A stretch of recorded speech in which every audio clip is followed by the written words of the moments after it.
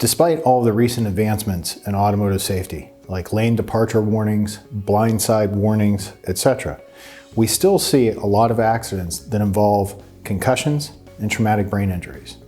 The fact is, somebody can suffer a concussion or a traumatic brain injury without even striking their head on anything inside the vehicle. The reason for that is, all you need is a quick and rapid movement back and forth of the skull to injure the brain. Unfortunately, a lot of our clients don't even realize that they suffered a concussion or a traumatic brain injury for weeks or sometimes even months after the collision occurred. The reason for that is that those injuries aren't obvious. You know when you suffered a broken bone, but how do you know when you suffered a concussion or a brain injury?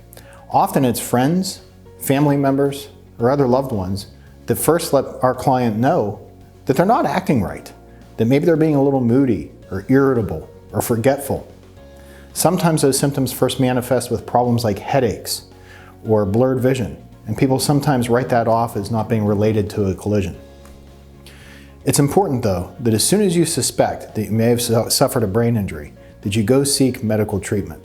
It is a very serious injury and treatment is necessary in order to get yourself back on the road to recovery. At Marcus & Mack, we have handled hundreds of concussion and traumatic brain injury cases.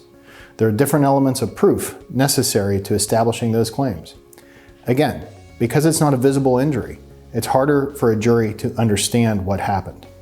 So we use the proper doctors, the proper science, and the proper exhibits to prove your claim and to explain how this injury happened to you. If you have any questions about a collision where you think you suffered a concussion or a traumatic brain injury, please give us a call.